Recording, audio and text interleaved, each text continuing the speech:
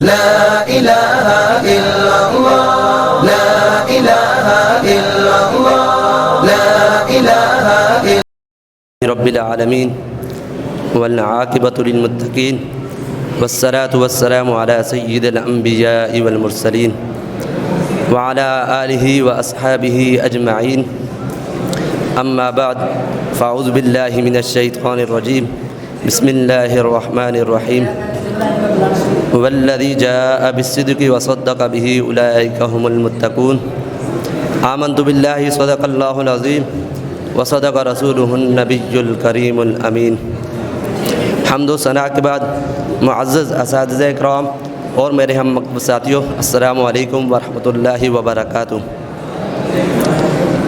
اللہ تبارک و تعالی نے اس آیت میں حضرت ابوبکر صدیق رضی اللہ تعالی عنہ کی عظمت و شان کا تذکرہ فرمایا ہے۔ ارشاد باری تعالی ہے والذی جاء بالصدق وصدق به اولئک هم المتقون، اور وہ جو سچ لے کر تشریف لائے اور جنہوں نے ان کی تصدیق کی یہی ڈرنے والے ہیں۔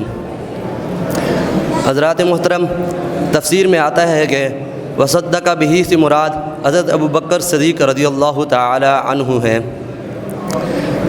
حدیث شریف میں ہے حضرت علی ابن ابی طالب رضی اللہ تعالی عنہ بیان کرتے ہیں کہ سچ لے کر تشریف لانے والے حضور صلی اللہ علیہ وسلم ہیں، اور اس سچ کی تصدیق کرنے والے حضرت ابوبکر صدیق رضی اللہ تعالی عنہ ہیں۔ کون ابوبکر؟ جن کے لیے حضور صلی اللہ علیہ وسلم نے دعا فرمائی، یا اللہ قیامت کے دن ابوبکر کو میرا دوست بنا۔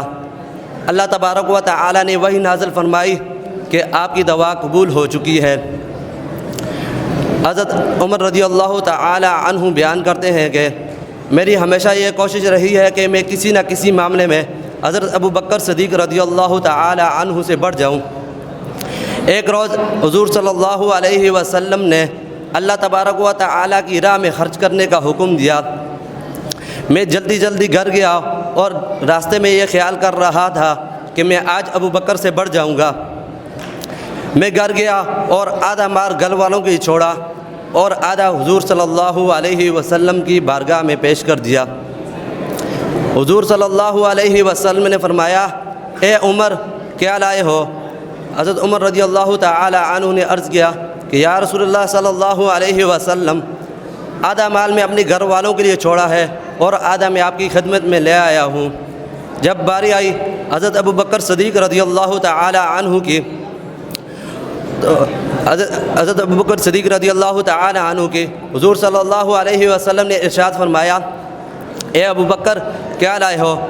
حضرت ابوبکر صدیق رضی اللہ تعالی عنہ نے عرض کی کہ یا رسول اللہ صلی اللہ علیہ وسلم، میں اپنے گھر کا سارا سامان لے آیا ہوں۔ حضور صلی اللہ علیہ وسلم نے فرمایا، کیا گھر والوں کے لیے کیا چھوڑا ہے؟ حضرت ابوبکر صدیق رضی اللہ تعالی عنہ نے فرمایا، ان کے لیے اللہ اور اس کا رسول کافی ہے۔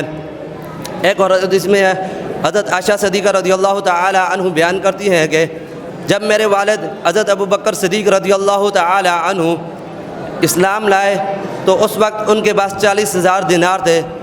وہ سارے کے سارے اسی وقت حضور صلی اللہ علیہ وسلم کے قدم مبارک پر قربان کر دیے۔ حضور صلی اللہ علیہ وسلم فرماتے ہیں کہ جتنا نفع مجھے ابوبکر صدیق رضی اللہ تعالی عنہ کے مال نے دیا ہے، اتنا کسی اور کے مال نے نہیں دیا۔ ابوبکر صدیق رضی اللہ تعالی عنہ نے سن کر عرض کیا کہ یا رسول اللہ صلی اللہ علیہ وسلم، میرا مال اور میری جان آپ کی ہی ہے، وما توفیقی الا باللہ۔ سیر گلشن کون دیکھے، دشت طیبہ